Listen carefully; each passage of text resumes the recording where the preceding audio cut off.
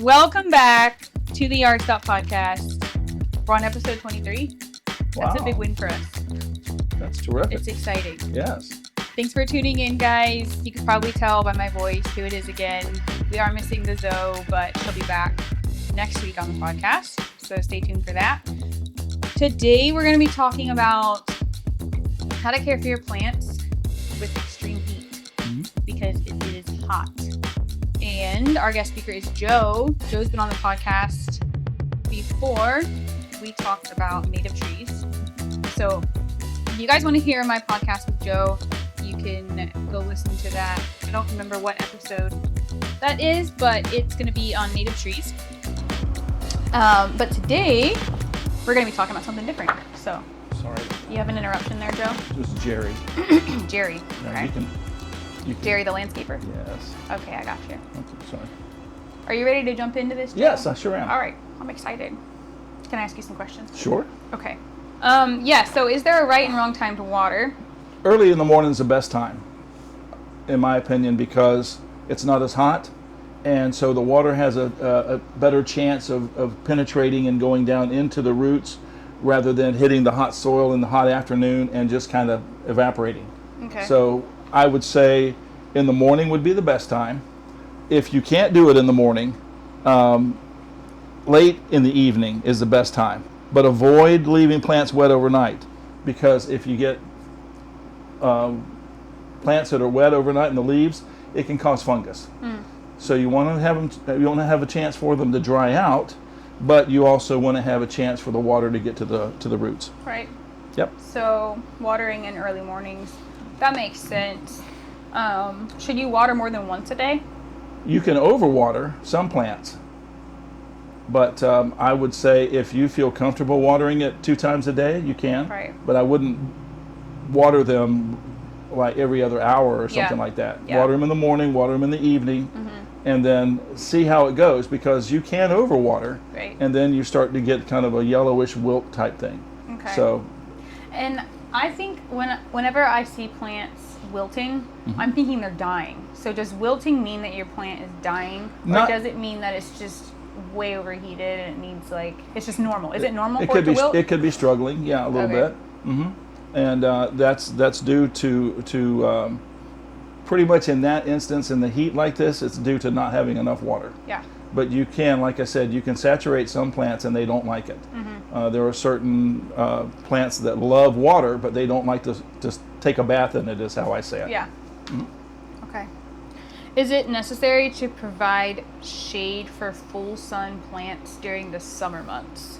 Like, obviously, roses, things like that, they take full sun. But is it too much sun with extreme heat? It can be, and that causes heat stress. So I would use a shade cloth. You can use like umbrellas or bed sheets even, or taller companion plants. A lot of folks will plant plants underneath shade trees. Oh, like a canopy. Yeah, kind of a canopy type thing. Okay. Yep. And do that, and that helps it. Proper shading, lowers the leaf temperature. Right. And it prevents sunburn, which reduces the water loss through the transportation. What exactly is plant sunburn? I was researching this and I've never heard of it. Plant sunburn. What is It's that? also called plant sun scald, and it happens when plants receive more sunlight than their tissues can handle. Oh, okay. Okay, and so then it overwhelms the chlorophyll. It damages the cells, because it's kind of like a person. You can get sunburn Yeah. on your arm. It's the same thing with a plant, just different, because it's chlorophyll and its cell structures and things like that. But it can recover. Yeah. Oh yeah. Yeah. Right. What does it look like when it gets burned? Usually it's bleached, or it looks like a whitish or pale color. Oh, okay. And then especially on the leaves and the fruits, and then over time they can actually turn brown and dry, and then it's like you can just really flick them off or pick them off real easy. It's like a paper substance. Yeah. Does it make plants susceptible to pests and diseases? It does. If the the plant tissue is weakened? It does. It does. Again, it's just like your immune system in a human being. Right. If your immune system's down, you're more susceptible to a cold or flu or whatever. It's the same thing with plants. They're living organisms. Yeah, it's fascinating, actually. It is. What's so funny, Joe? No, go ahead. Do you want to share something? Just wanted to say they're organic. We love the organics. Yes, we do. I love the organics. Well, I know some people will put mulch or straw, grass clippings, leaves into their soil to help retain moisture, because with the extreme heat comes your soil can dry out if it's not getting enough water, obviously. Well, it depends on what you use, really. Applying, like a couple of inches, 2 or 3 inches of organic mulch, such as straw or wood. Straw. It's going to be a big edit. Make it organic. There. Yeah, such as straw or wood chips, shredded leaves, things like that, grass clippings.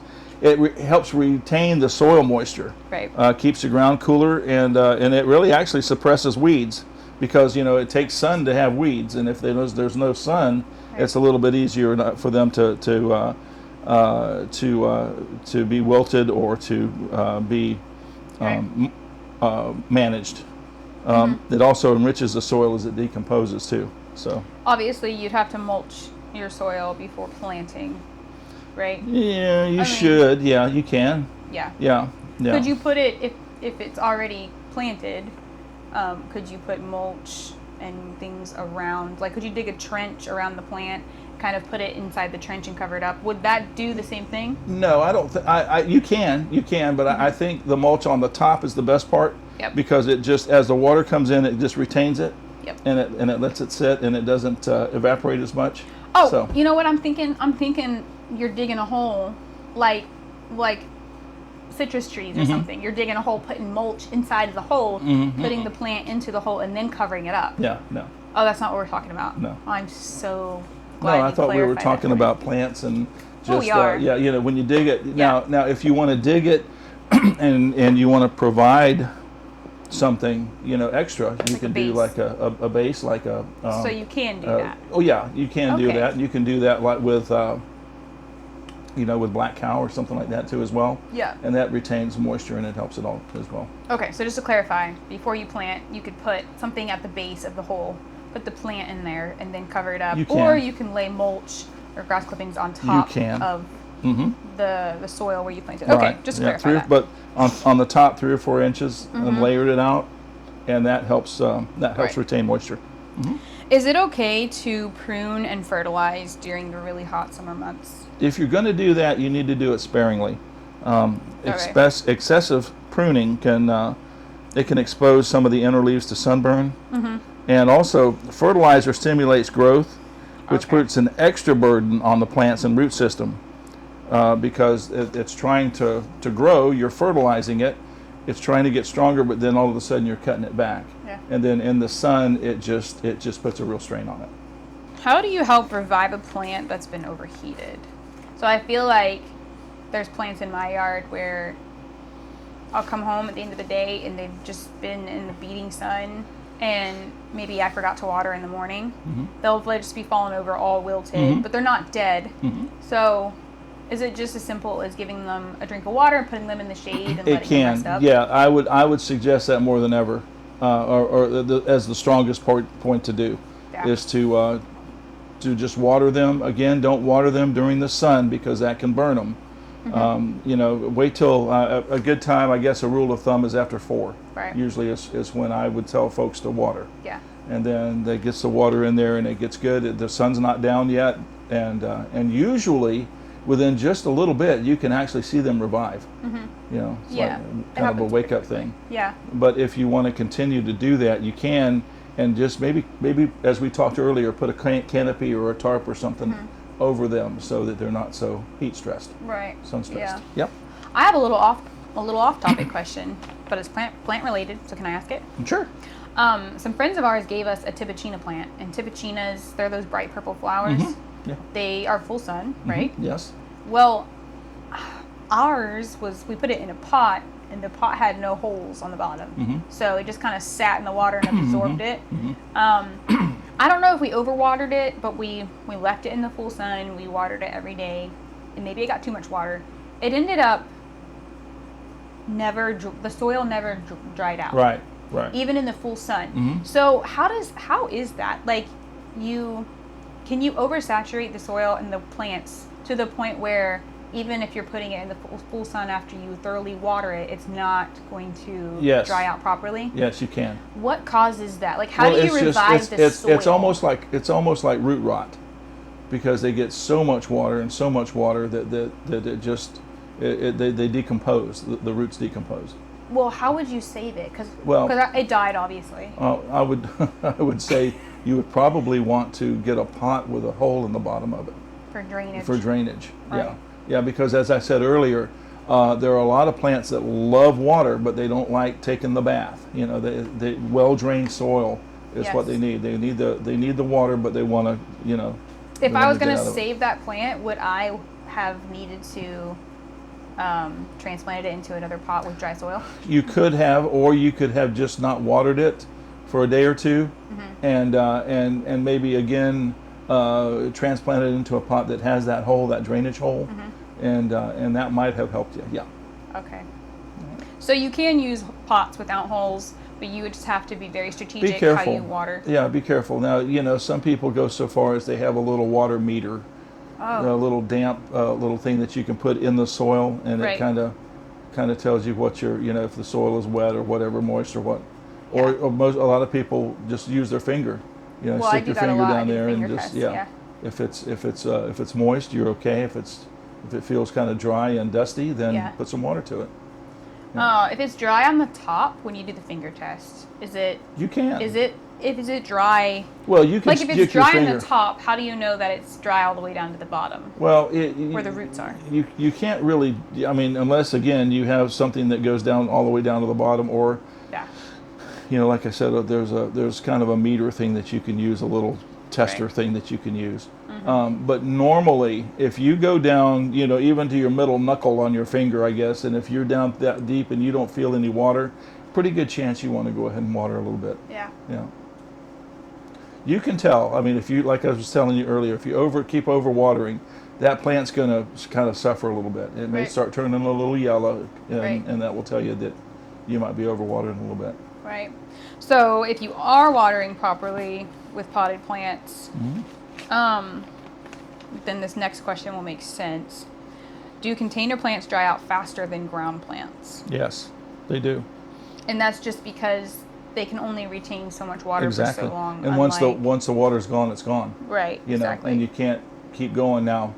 You can, you know, when you water plants that are in the ground, the roots actually are active and they go searching for water, and that Yep. gives them the ability to get stronger Yep. and thicker because they're actually searching for water.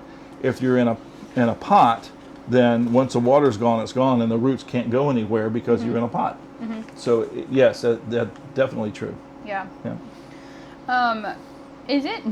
Is it a thing where flowers won't blossom as much in the summer? Is that even a thing? It's just an off-topic question. I don't believe so. I think again, it has a lot to do with if they're just burning up in the sun. Yeah.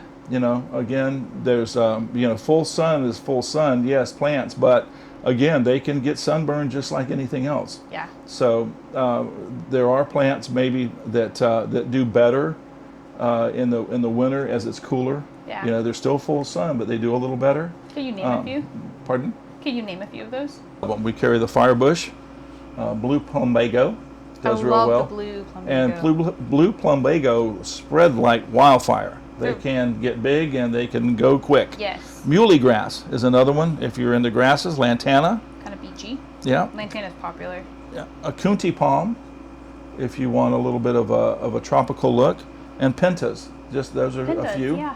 that do real well in full sun. And we carry all those. Yes, we do. We As carry well every as one of many those. others that Yeah. take full sun. And on a side note, there's one thing I'd like to add too as well, is when you come to the yard stop, I know this sounds obvious, but I get a lot of questions about this. Oh, okay. And Let's hear as it. we're walking through the yard, they'll say, is this full sun? Or is this full sun pointing out particular plants? And just so the folks will know, when you come into the yard stop, garden center, if it's in full sun, it's going to be a full sun plant. I know that sounds crazy, but that's a question that I actually get. and where are the shade tolerant plants, and they would be in the shade house. So I would be one of those customers. if it's out there, and if even in the palm trees in the tree areas, I get a lot of questions of, is this full sun? Yeah. And just so you'll know when you come in, if it's out and it's not covered, then it's going to be full sun. Yeah. Yep. That's what I tell customers, because I don't know a lot about the plant side of yard stop, but I do know that if it's in the shade, it's a shade plant. Sure. Sun, it's sun plant. So. Yeah. And I have one more thing, if you don't mind. Well, yeah, I didn't think we were finished yet. Okay. Oh, we Please. are? Okay. Please go right ahead. And that is, a lot of folks think that during the summer that the Florida rain will sustain their plants during the summertime. And that is an absolute misconception. Question on that. Yes. Are there plants that are the exception to that?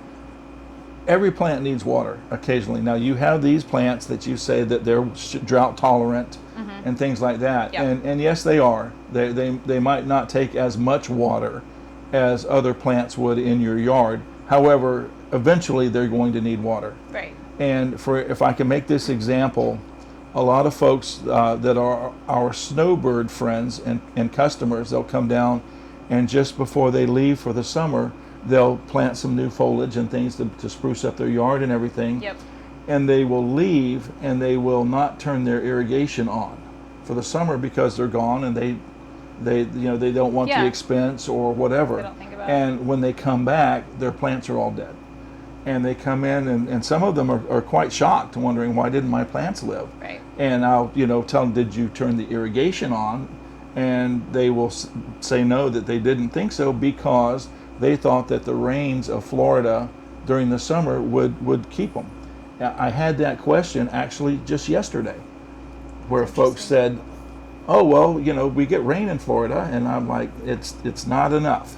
It's not near enough. Not with our summer heat. No, it's not. So that's something to think about when you're a snowbird and our friends and come down and do business with us. Understand that even though it does rain in Florida, it's not enough, and it will not keep your plants alive. Some of them might come back. Some of them, as we said, are drought tolerant to a certain extent. But every living thing is going to need some water at some point or another. Well, I think you can't depend on the rain entirely, because you never know how long a drought's going to last. Exactly. And how much rain you're going to get. We haven't gotten a lot No, of we rain are actually recently. we're actually in a right drought. Yeah, we're actually in a Currently. drought right now. Yeah. And so it's very important, especially if it's new growth, if it's something that you just planted, to make sure that you have water on those. Yeah. And something else too, if you're planting plants or planting trees, I would say for at least a couple of weeks, make sure you get an adequate amount of water on those plants every day. Yeah. No matter if your sprinklers run, no matter if it rains, get some water dedicated to those plants, and that'll establish them and get them ground ready. It makes sense. Helps them get established, especially if they're new plants. And even though we get plants off the truck, they've been in the pots for a while, they're kind of established to their pots. But once you take them out and put them in your garden, whether that's ground, like in your ground or your flower beds, it then kind of becomes new to the environment all over again. Right. And so you have to kind of cater to it all over again. Yeah. That makes sense. It does. Yes. How often do we run our irrigation here for our plants? In the summertime, it's every day. How many times a day? Usually once a day for That's what I meant to an hour and a half or so. Yeah. Each zone, and we have different zones, and we have several zones. And the reason that we have several zones is to make sure that our water is dedicated to a certain zone, and that there's enough of it Yep. when it does run, that the plants get the adequate amount of water. Yeah. Now we might back off a little bit in the wintertime Right. when it's not as hot. Yeah. I know we've But- had this question on Melody's podcast with houseplants, and people ask, can you keep plants on a watering schedule? Or do you just water whenever they look Well, you like they can. need it? If a lot of the plants that you buy will say water 2 times a day, or Yeah. 2 times a week, Right. or something like that. So you can establish those days to do it, and that also kind of just is a memory thing. If you get in the habit of watering on, let's say Tuesday and Thursday, or Tuesday and Friday, Yeah. that you can each time, and you won't forget. Yeah. You know, so, but yeah, you can do that. Right. And then again, another times too that you can look at the plants, and depending on what the plant is, Yeah. you can check it. And if you feel like it doesn't need watering, then skip that day. Right. And then switching from watering, I'm sure there's lots more questions about watering that I'm just not thinking of right now.